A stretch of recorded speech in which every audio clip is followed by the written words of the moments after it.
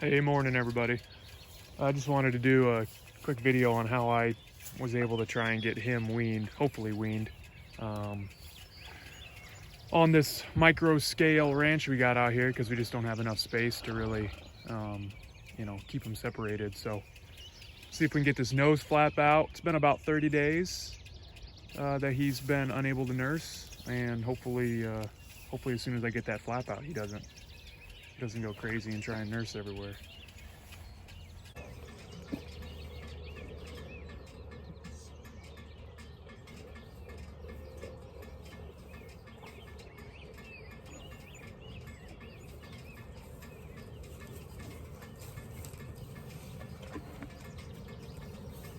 How's that feel?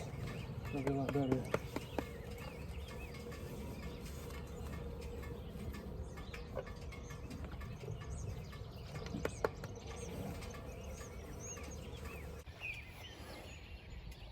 All right, nose flap is out. Doesn't seem to be interested in nursing, but we'll see. Probably forgot that he could do it. So let's get them moved to their new chunk for the day. They're obviously ready to go. Flies are bad today. All this rain we've had, heat. All right, girls.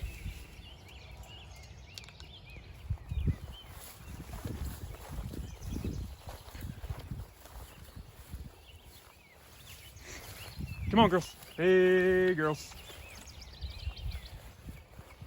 Hey, girls.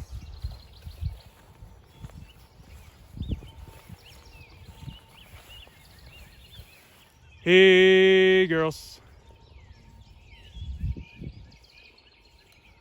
They've got some of their supplements in the Ranger there. Normally I park the Ranger where I want them to go, and that helps. You can see they're more interested in getting that.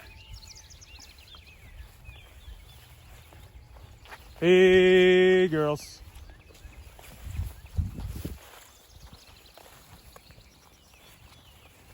So yeah, I want to talk about weaning real quick. What I did, that weaning flap is called a quiet wean. Come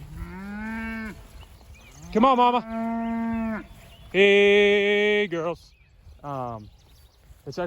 It's part of what they call a two-stage weaning. So what you do is you put that flap in their nose for, Quiet Wean says on their website, up to 14 days, up to 2 weeks. The vet definitely backed up that theory. He said don't go more than 2 weeks. You can actually have that flap like infuse in their septum and basically like graft itself into their nose, which would be a pain. So don't do more than 2 weeks with that flap in, according to all the literature. But the two-stage weaning, hang on, mama. The two-stage weaning basically is a,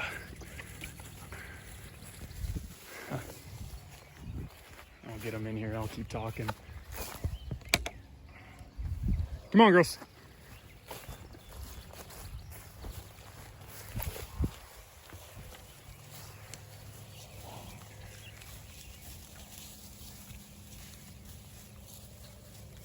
So the two-stage weaning is basically a week or so with that nose flap in, and that kind of gets the bond breaking. So basically what that flap does, if it wasn't obvious, is it hangs down kind of in front of their mouth, so when the calf raises his head to try and get his mouth on the teat, that flap blocks him, so it stops him from nursing. So that starts the process of breaking the bond between calf and mom, because now obviously the calf is not reliant on the mom for a meal, and the mom doesn't feel the need to have to nurse. So you do that for 7 to 14 days. Start the bond breaking process by stopping the calf from nursing, and then you actually separate them. So come on, girl. Come on. So then you actually separate them. And when you separate them, you do what's called fence line weaning. So you keep them close. They recommend, you know, since the cow is now no longer going to be nursing, they recommend giving the calf the best pastures, the calves the best pastures, depending on how many you have, and making it someplace familiar, so it's somewhere that the calf has been before, just because weaning is a stressful process. Sorry, I gotta get this closed. They really want those treats.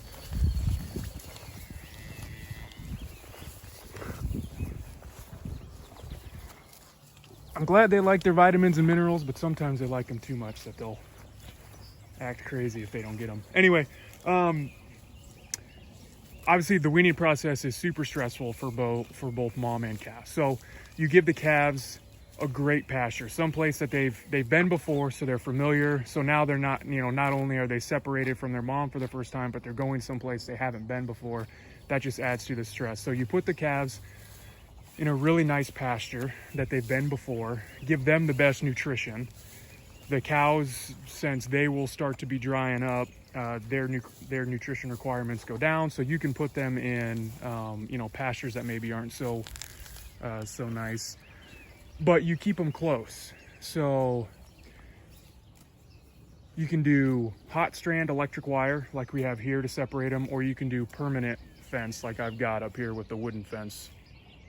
But basically you make it so they can see each other, they can smell each other, they can even touch noses, and that helps lower the stress tremendously.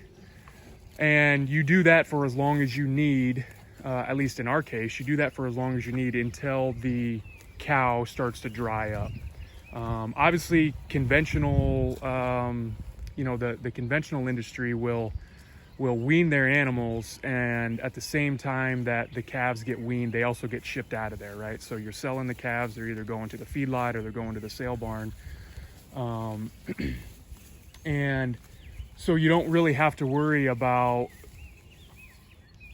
the calves coming back in with the group. Obviously, if you are keeping your females back and you're doing like replacement heifers, you'll have to put your females back in with the cow herd. But our issue here obviously is because we're on a micro ranch. I don't have the space to keep them separated for very long. So what I did was, two of the animals stayed in this back pasture here, and then I moved that calf, and actually the heifer that just had the calf, I moved them up here in that front pasture.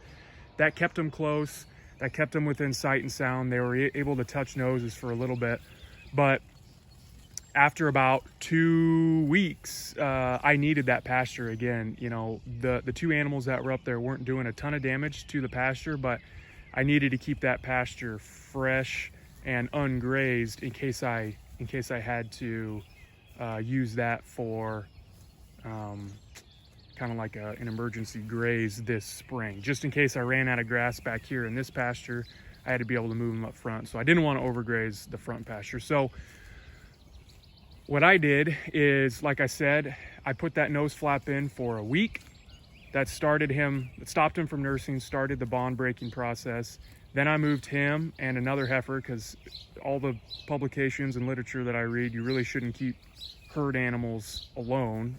So they should at least have some other sort of herd animal friend with them.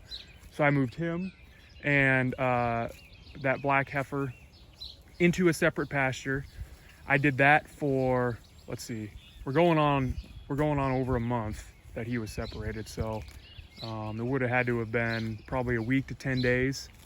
Kept them separated, and then I had to move them back together because managing two herds was a pain in the butt with my work schedule. And like I said, I wanted to get them off that pasture. So I put the weaning flap back in, and I put the weaning flap back in for another 2 weeks. And you saw that I was able to pull it out. He was calm enough that I could pull it out, and I was hoping I could put it back in without having to run him through the chute. But that didn't work. He really didn't want that thing going back in his nose. So I had to run him back through the chute. But I got that flap back in, and then I put them together, and that flap has been in for about another 2 weeks. So we're going on 30 days, well, 32 days. We're going on about 32 days that he has not been nursing. So I really hope that that cow there, number 46, I really hope she's dried up. Her udder doesn't quite look like she's totally dried up, but I just hope that he's lost interest in nursing altogether. And it's good to see right now he hasn't tried to nurse at all. So, you know, this is just kind of a good example of taking the way things are done, and you just have to kind of adapt it a little bit when you're on such a small scale. Again, we just don't have the acres to be able to separate the animals for long periods of time. All the publications I was reading said, you know, average 30 to 45 days for a cow to dry up. I knew I couldn't keep them separated for that long. So I thought, you know, heck, let's just throw that weaning flap back in for another 2 weeks. And I suppose if he starts nursing, I could separate him for another, you know, 7 to 10 days if I had to, kind of give his nose a rest, and then throw that weaning flap back in, and just keep cycling that until his mom dries off there. But yeah, since we're not getting rid of any animals, we're either going to be, the goal is to either be finishing them for grass, you know, grass-fed, grass-finished beef, or keeping them back to grow our herd. They're not leaving this ranch, so I couldn't just ship them out and not worry about it. The other thing I'll touch on quick is he would have been her third calf, and she has weaned her first 2 calves on her own, but only because she got pregnant every year. She did not get bred this year, unfortunately. We had 2 attempts at AI with her, and actually with this dun colored Dexter here. Neither of them successfully got pregnant. So our plan going forward is these cows are going to wean their own calves. And if that means that they're going to stay on their mom for, you know, until they're over a year old, that's fine. He put on great weight, you know, when I weaned him. And again, I know that he was a year and 2 months when he officially got weaned. He was 700 pounds. His mom's like 850 pounds. So he's a good sized dude, and he was getting great nutrition, and he wasn't hardly drinking any milk. His mom's body condition was still really, really good. But I know it's hard on her, and it's hard on the udder, and it's hard on the teats for something to be continuously nursing for so long. So the plan is they're going to wean their own calves, but I'm thinking that they're only going to do that when they have a new calf on the way. That makes sense to me. That's kind of what I've been reading, and I think this past year showed it firsthand. She did not get pregnant, so she did not have a new calf to take care of and to start worrying about. So she never bothered kicking him off the teat. So he just kept nursing, and she just kept letting him. So that's the plan going forward. I really like that 2-stage wean. I think they whined a lot less than I think they would have if I just separated him one day and kept him separate and kept her separate. I think, you know, by keeping them together for that week, he stopped nursing. He realized he didn't need the milk. She realized she didn't care if he was nursing or not. And then we separated them. And there's definitely some whining and some bawling, you know, going on, but it wasn't bad at all. So just something to think about. Like I said, micro scale ranch, we kind of have to take what we read, take what we hear, and adapt it to our situation. So things look good. I'll report back if he starts sucking down milk again.